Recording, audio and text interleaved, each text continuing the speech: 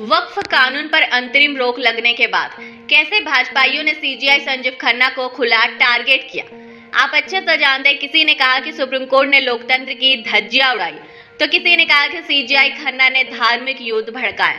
और तो और हद तो तब पार हो गई जब वक्फ मामले पर सुनवाई से ठीक पहले धमकी देते हुए केंद्रीय मंत्री ने तो यहां तक कह दिया कि अगर वक्फ के मसले पर दखल दिया तो ये सुप्रीम कोर्ट के लिए अच्छा नहीं होगा। फिलहाल दखल देना तो दूर की बात है, सीजीआई संजीव खन्ना ने वक्फ के कानून पर तत्काल प्रभाव से अंतरिम रोक भी लगा दी है, जिसके बाद से पूरा का पूरा भाजपाई सिस्टम हिल गया और भाजपाई बौखला रहे। अब इसी बौखलाहट का हिसाब सुप्रीम कोर्ट करेगा।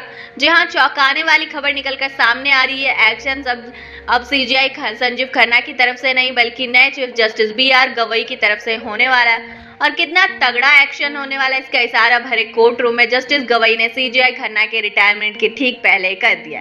तो कैसे भावी चीफ जस्टिस ने भाजपाइयों को औकात दिखाई, उनका बयान आपको आगे सुनाएंगे, लेकिन खबर में सबसे पहले सुप्रीम कोर्ट में क्या हुआ फटाफट से बता देते हैं। जैसा कि आप जानते हैं कि भाजपाई सांसद निशिकांत दुबे के खिलाफ अवमानना का केस चलाने की अर्जी लगाई गई, याचिका लगाई गई। अब इसी याचिका को लेकर जब वरिष्ठ वकील नए होने वाले चीफ जस्टिस के सामने पहुंचे तो बवाल खड़ा हो गया। आपको बता दें, जस्टिस गवई के सामने मुद्दे को उठाया गया और जस्टिस गवई ने इस मुद्दे पर कह दिया कि मुझसे क्यों पूछते हो, अब मानना का केस तुरंत दाखिल कर दिया। तो इतना कहना भर था कि पूरे के पूरे कोर्ट रूम में सन्नाटा पसर गया।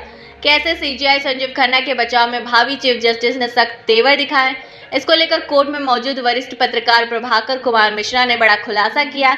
वो लिखते हैं कि बीजेपी सांसद निशिकांत दुबे के खिलाफ कोर्ट की अवमानना की मांग एक वकील ने जस्टिस गवई के बेंच के सामने निशिकांत दुबे द्वारा दिए गए बयान को कोर्ट के संज्ञान में लाने की कोशिश की गई।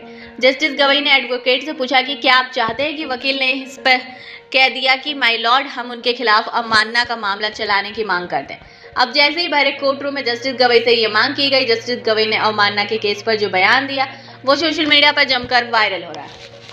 आप बयान देखिए, सुनिए। देखिए, इसमें ट्वीट में आगे लिखा हुआ है कि कोर्ट ने इसके लिए प्रक्रिया निर्धारित की।